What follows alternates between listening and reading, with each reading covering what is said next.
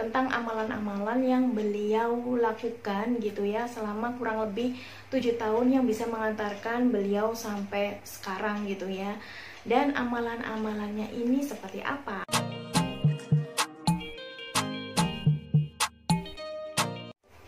Hai, Assalamualaikum, selamat datang di channel Fauzia Debat. Kali ini saya akan mereview buku dari karangan Ustadz Yusuf Mansur yang berjudul Berpikir Besar, Bertindak Besar, Berpikir Positif, Bertindak Positif ala Yusuf Mansur. Nah, untuk detail dari profil buku ini adalah sebagai berikut.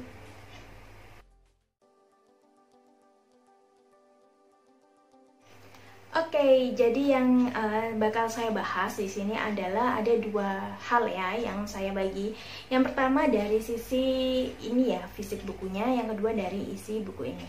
Yang pertama dari sisi buku ini, saya menilai bahwa dari desain atau warnanya ini sangat simple banget ya.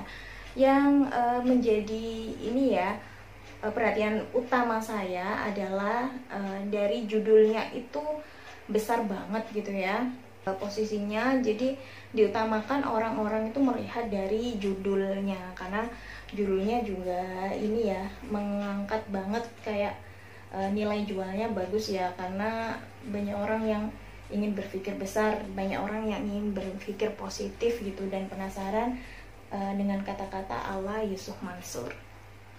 Oke, next langsung saya membahas dari sisi isi buku ini ya. Berpikir besar ya dan bertindak besar ini maksudnya adalah ketika kita memiliki sebuah impian atau keinginan, jangan terlalu setengah-setengah ya mintanya sama Allah.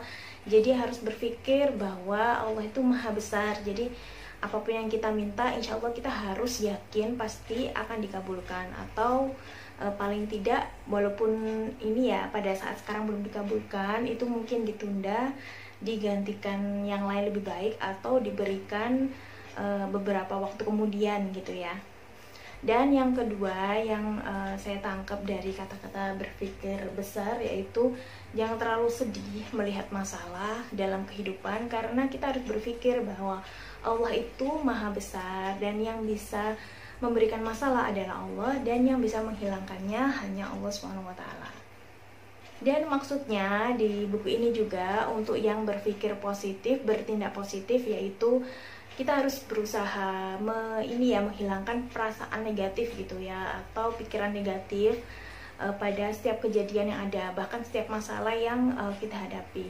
Jadi setiap masalah yakinlah walaupun itu sangat susah banget lah, saya pribadi juga masih belajar gitu ya, yakinlah bahwa suatu masalah atau ujian yang terjadi dalam kehidupan yang kita anggap masalah lah, itu merupakan hal yang paling terbaik, yang paling baik yang Allah berikan pada hidup kita. Jadi harus benar-benar berpikir ini ya yang terbaik ya, yang positif, bahwa ada hikmah, biasanya seperti itu ya, ada hikmah di balik kejadian yang terjadi pada diri kita. Nah, ini Ustadz Yusuf Mansur juga sedikit menceritakan tentang kisahnya berpikir positif ya. Jadi dia merupakan awalnya itu orang yang selalu berpikiran buruk ya dengan orang lain atau dengan kondisi yang ada dalam kehidupannya. Beliau menceritakan seperti itu. Dan dia beliau benar-benar berusaha melawan lah dengan berbagai cara. Jadi tiap ada pikiran atau perasaan negatif ditepis terus oleh beliau, termasuk ketika beliau dipenjara karena hutangnya, dan banyak banget gitu dari keluarga, kemudian dari sanak saudara beliau yang menghilang gitu atau menghindar gitu ya. Sempat ada pikiran buruk gitu dari beliau, maksudnya kayak secara manusia lah berpikir mungkin diajukan atau seperti apa ya, tetapi karena beliau ingin menepis itu semua, jadi beliau berpikir bahwa mereka melakukan seperti itu karena mungkin aja mereka banyak kegiatan atau disibukkan dengan hal-hal yang lain. Nah, dalam buku ini juga dikisahkan ada beberapa kisah gitu ya, banyak banget gitu kisah-kisah yang seolah-olah nggak mungkin terjadi, atau kisah-kisah ajaib yang kalau secara logika nggak bisa dipikir secara nalar gitu ya. Dan ini saya ambil kisah yang menurut saya mengena dalam hati saya gitu. Yang ceritanya ini seorang teman dari Ustadz Yusuf Mansur sendiri. Dia seorang makelar gitu ya, ketemu dengan seseorang. Awalnya dia ada masalah, kemudian benar-benar terhimpit secara ekonomi beliau itu. Akhirnya dia berubah, meningkatkan ibadahnya secara lebih khusyuk, sholat tahajud, kemudian sholat tepat waktu, sholat di masjid, kemudian sedekah. Dan dia minta sama Allah agar dilepas dari terlilitnya atau kesulitan ekonomi yang dialami dan keluarganya. Kemudian dia terus berdoa, akhirnya bertemu dengan seseorang yang dia kan seorang makelar gitu ya, menjualkan barang gitu ya. Ada seorang dan dia ingin barang A gitu ya, kemudian tapi dia kan tidak menyediakan, tidak ada gitu barang A-nya. Dia ingin yang orang tadi itu orang misterius tadi itu ingin didapatkan, ingin minta gitu ya barang A, tolong dicari. Ini saya kasih uangnya dulu, kemudian saya kasih kayak bonusnya gitu ya, tipsnya buat orang tersebut. Nah orang itu akhirnya mencari barang itu sampai berbulan-bulan. Nah makelar itu nyari terus ya, ternyata nggak ketemu-ketemu, dan barang itu ternyata udah lama banget nggak diproduksi gitu. Uang yang dikasih oleh orang misterius tadi ternyata dia gunakan untuk kebutuhan ekonominya yang itunya lebihnya itu, dan dia ingin mengembalikan modalnya karena dia menilai bahwa barangnya tidak bisa ditemukan. Akhirnya dia ingat bahwa dikasih kartu nama oleh orang misterius tadi. Akhirnya dia datang deh ke rumahnya orang tersebut. Ternyata tidak tahunya orang misterius tersebut sudah meninggal lama, dan entah ini ya sebuah kejadian yang masih tanda tanya gitu.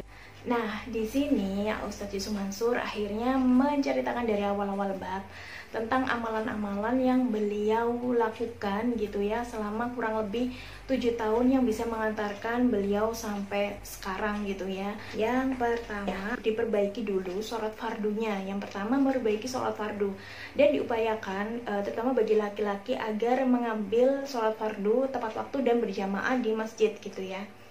Dan yang kedua, melakukan sholat-sholat sunnah yang lain gitu ya, sholat tahajud, sholat duha, sholat hajat, sholat taubat gitu ya. Kemudian yang ketiga adalah menghafal Al-Quran. Ini tipsnya dari beliau gitu ya. Kalau ingin menghafal Al-Quran itu kan ada beberapa metode, dan itu bisa ikut dalam beberapa ini ya, tahfiz. Dan yang selanjutnya adalah membaca istighfar sebanyak, ini sehari ya, dalam sehari itu 100 kali. Kemudian membaca sholawat 100 kali.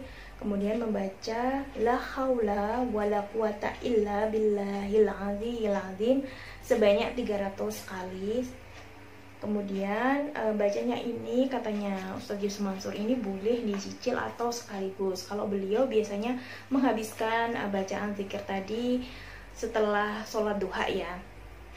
Kemudian di sini juga beliau menambahkan bahwa beliau selalu membaca surat Al-Waqiah dalam sehari itu ada 2 kali. Yang pertama setelah sholat subuh, yang kedua setelah sholat asar atau setelah habis asar ya. Kemudian baca surat lain, misalnya di sini beliau menjelaskan baca Yasin ya, surat Yasin gitu habis maghrib ya, habis maghrib atau bisa habis isya gitu ya. Kemudian sebelum tidur pas itu membaca surat Tabarok atau Al-Mulk. Kemudian ada juga wiridnya beliau itu setelah sholat fardu, beliau membaca Ya Fatah Ya Rozak setelah habis sholat fardu ya, yang tadi 11 kali. Kemudian di ujung bacaan yang ke-11 itu membaca Hasbunallah wa ni'mal wakil, ni'mal maula wa ni'mal nasir, la haula wa la quwata illa billahil azim. Nah kemudian setelah sholat fardu diupayakan secara rutin berdoa, jangan pernah putus dan jangan pernah bosan.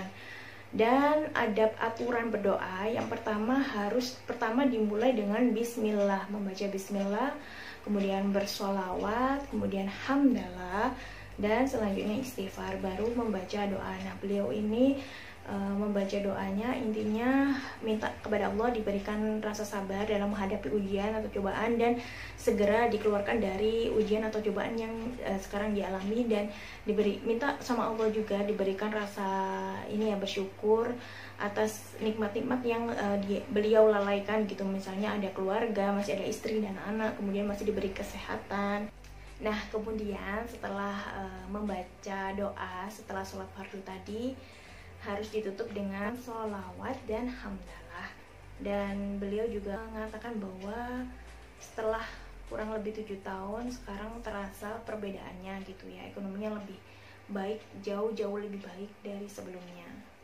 Nah, sekali lagi kalau menurut saya secara umum buku ini layak untuk beli ya buat teman-teman yang ingin meningkatkan kualitas ibadah, terutama bagi teman-teman yang lagi memiliki masalah. Jangan pernah putus asa dengan masalah yang ada, bahwa Allah selalu ada.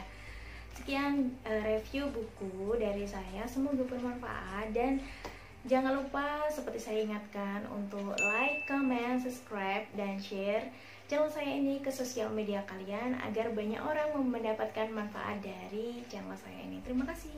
Assalamualaikum. See you on my next video.